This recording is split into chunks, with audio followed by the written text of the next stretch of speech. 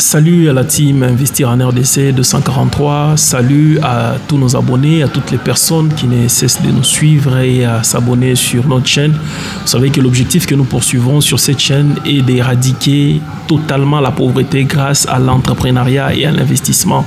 Aujourd'hui, nous avons un numéro spécial où nous recevons pour vous un entrepreneur, un visionnaire, surtout un leader. Nous allons échanger avec lui sur les thématiques ou la thématique du leadership. Nous allons échanger avec lui sur un point vraiment le plus important dans le leadership. C'est quel leadership qu'on peut employer en temps de crise dans une entreprise. Nous allons essayer de décortiquer ces petits sujets avec notre invité du jour.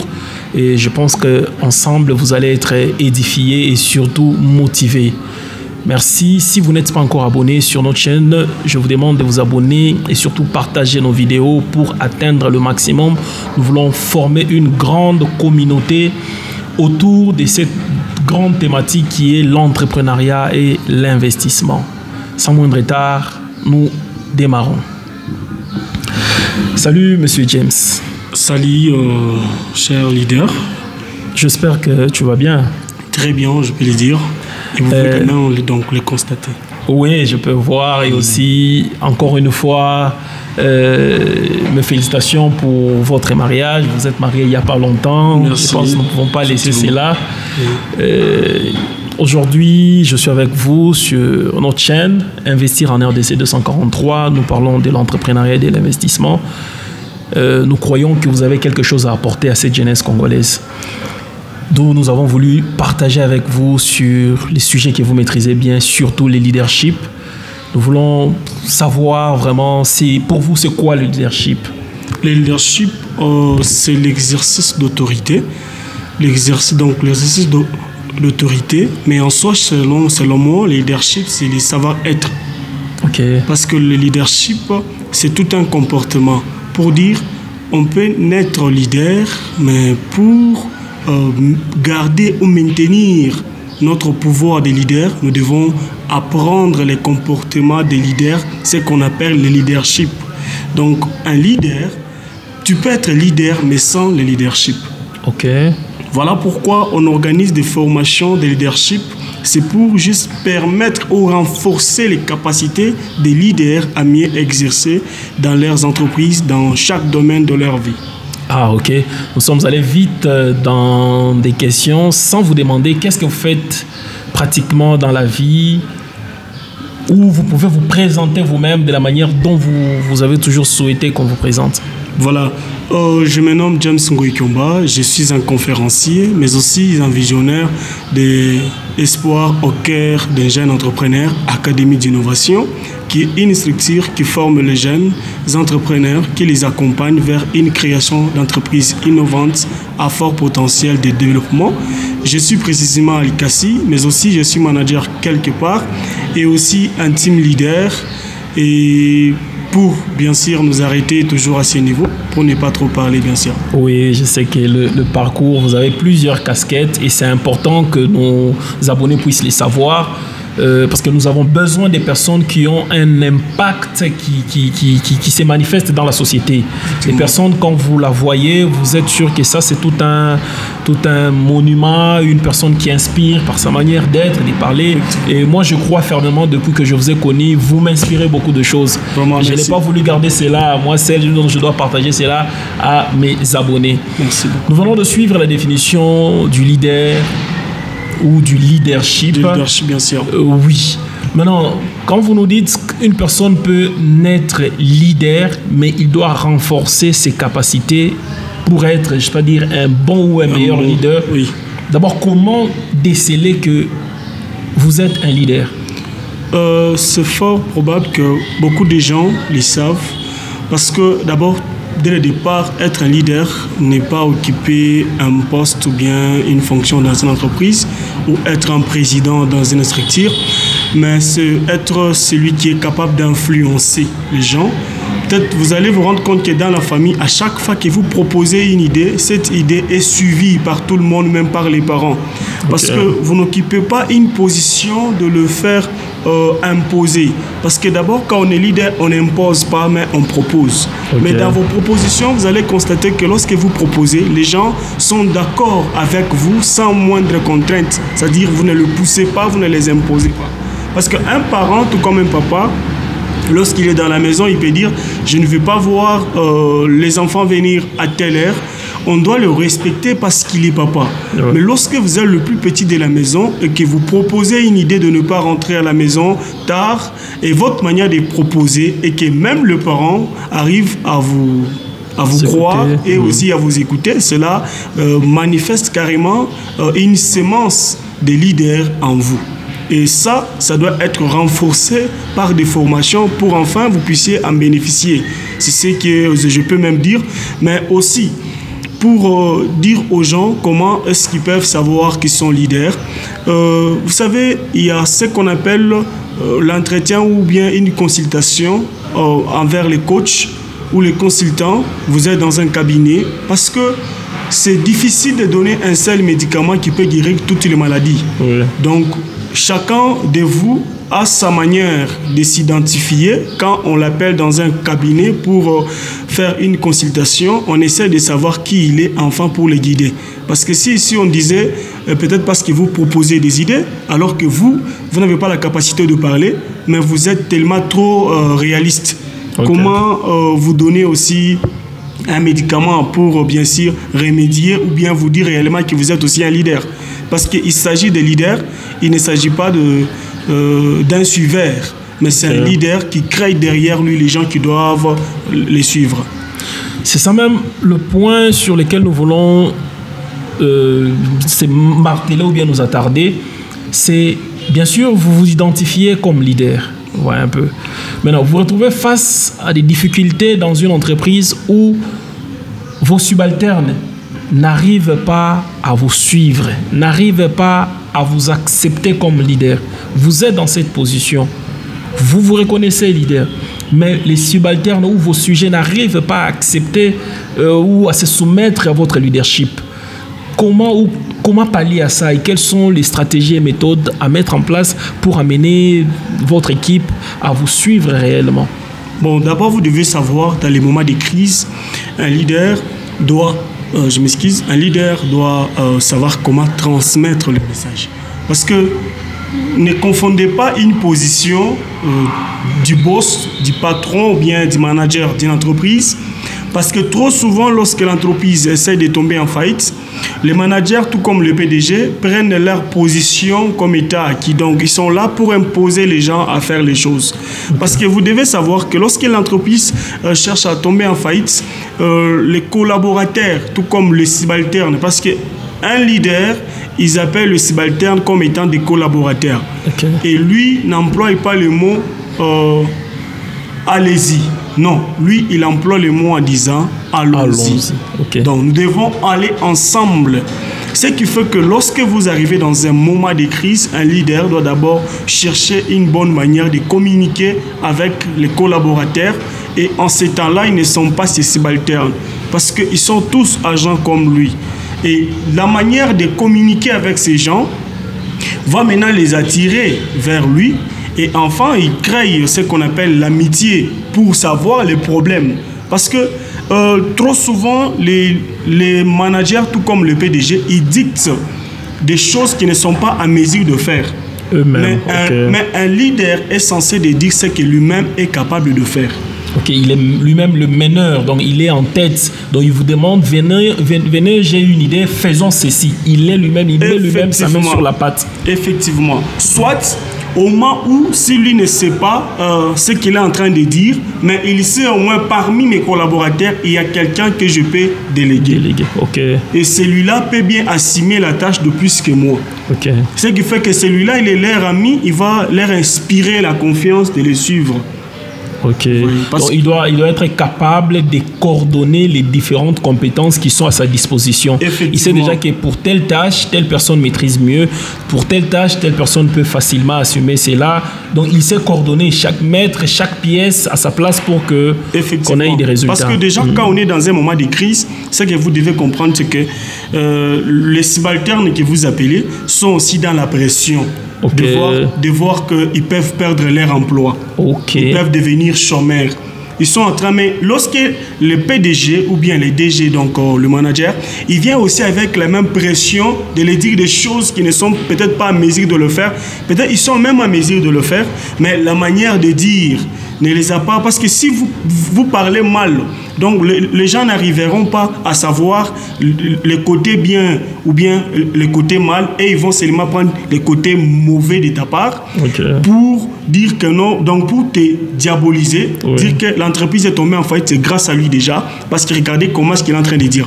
Mais si vous avez cette capacité de comprendre que l'entreprise va tomber en faillite, ce n'est pas seulement moi qui peux subir, même mes subalternes cherchent aussi une solution. Alors je ne peux pas les mettre dans une grande pression. Il faut qu'on travaille ensemble. Il faut les appeler. Ça nous concerne tous. Et créer une solidarité entre vous, ça va vous permettre de résoudre les problèmes plus rapidement et simplement.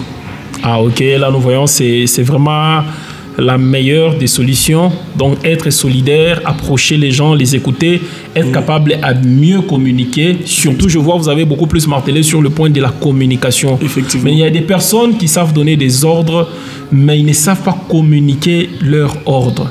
Comment développer cette compétence au cas où on se retrouve dans une position de leader où on doit diriger, mais nous avons un problème en communication? Quels sont les exercices que cette personne doit se soumettre pour être capable de donner des ordres, bien sûr en utilisant des bons mots pour ne pas léser et amener les personnes à exécuter les tâches ou leurs responsabilités? Voilà pourquoi j'ai dit que vous devez être leader, mais vous devez apprendre le leadership. C'est en participant d'abord, la première chose, c'est en participant aux formations, il ne faut pas négliger. Comme j'ai rencontré dans mon parcours beaucoup de gens qui ont occupé des postes de responsables, donc des dirigeants, qui, quand on les appelait à des formations, ils disaient « je ne peux pas aller à la formation parce que j'ai déjà mon travail, je suis un DG, je suis tel » et ça les suffisait déjà. Mais alors, ils oubliaient que à chaque fois, nous devons toujours apprendre pour développer notre compétence. Alors, pour développer votre compétence de communication, parce que vous êtes un dirigeant, ce qui est important, ce n'est pas ce que vous dites, mais ce qui est important, c'est ce que les subalternes ou les collaborateurs ont retenu de ce que tu as dit. Parce qu'ils vont faire ce qu'ils ont entendu. Mais si, par exemple, vous leur disiez de nettoyer ou encore de changer le système, et vous n'avez même pas bien précisé c'est quel genre de système, en ce moment-là, ils peuvent changer n'importe quel système parce que ce qu'ils ont entendu, ce n'était que le système. Soyez précis dans vos langages. Lorsque vous êtes devant les collaborateurs, précisez bien les choses. Précisez bien les choses et tout en connaissant chacun de vos collaborateurs. Vous pouvez être dans une entreprise où il y a beaucoup de départements. Par exemple, il y a le département de finances, il y a le département, par exemple, d'informatique, il y a le département, par exemple, d'entretien. Et essayez de voir que si je peux faire une réunion pour me faire comprendre à mes collaborateurs, je ne peux pas mélanger tous les départements. Parce que chaque département peut me comprendre selon les domaines des services qu'ils sont en train de faire. D'exécuter, oui. Alors, à ce moment-là, je dois au moins d'abord aller avec des départements qui marchent peut-être de pair. Je peux aller avec eux, je communique avec eux et je précise. Et je vais d'abord connaître leurs besoins, les problèmes que nous avons et savoir ils ont quelle capacité de compréhension. Et après ça, je dois être celui qui doit suivre. Est-ce que ce que j'ai dit, ça a été réalisé ou bien ça a été bien saisi? Parce que beaucoup de gens, beaucoup de PDG, qu'est-ce qu'ils font? Ils arrivent dans une entreprise, ils donnent un ordre, mais ils n'arrivent pas à suivre ce qu'ils ont dit. Est-ce que réellement, c'est ce que moi, c'est ce qu'eux aussi, ils ont retenu de ce que j'ai dit. Ou soit, ce que j'ai dit, ils n'ont pas retenu. Ou soit, il faut que je revienne pour parler encore, Parce qu'il faut qu'il y ait des entretiens ou bien de briefing qu'on appelle dans chaque entreprise. Chaque matin, vous arrivez, vous avez les briefings, vous parlez de ce qui ne va pas et vous pouvez faire même, par exemple, un feedback sur ce que vous avez proposé la fois passée. Comment ça a été réalisé? Est-ce qu'il y a un problème ou bien il faut appeler un expert qui peut les aider? Et qu'est-ce qu'il faut faire? J'espère qu'il y a autant vraiment des stratégies à y arriver, mais je peux quand même m'arrêter parce que c'est le problème de la communication. S'il y a aussi une barrière, bon, quand on parle de communication, on ne parle pas vraiment d'une langue précise. Non. Il y a aussi savoir la langue. Effectivement. Que vous-même, vous savez bien parler aussi, que vos subalternes vont assimiler. Donc, il y a une catégorie aussi de personnes, s'il faut leur parler en Swahili, c'est directement en Swahili. Donc, faire en sorte que vos ordres soient bien compris. C'est ça. OK. Je trouve que c'est le plus important, c'est que vous venez de dire là, la communication, être vraiment beaucoup plus informé, bien sûr, par rapport aux tâches de chaque département. Parce qu'aujourd'hui, nous avons des leaders. Par exemple, j'étais DG dans une banque. On me prend, par exemple, les DG dans une société de télécommunications. Donc, j'aurai avec moi des managers, mais c'est deux domaines totalement différents. C'est ça. Il faut commencer, bien sûr, par s'informer. Bon, supposons d'abord, dans un cas pareil là, qu'est-ce que ces leaders-là peuvent faire? Donc, il vient d'être DG d'une entreprise qui travaille dans un domaine, il se retrouve dans un autre domaine qui est totalement différent du domaine dans lequel il était en train d'œuvrer. C'est comme on parle du parachutage, c'est-à-dire vous êtes nommé directeur d'une entreprise de télécommunications, vous venez d'une entreprise, par exemple de la banque ou agence financière, les problèmes d'abord commencera, les problèmes sur les points de votre atterrissage dans l'entreprise. Parce que vous devez savoir que les collaborateurs que vous allez trouver se sont habitués à l'ancien directeur. Ils ont accepté qu'il était compétent, peut-être incompétent, mais ils doivent toujours dire qu'il était compétent que vous.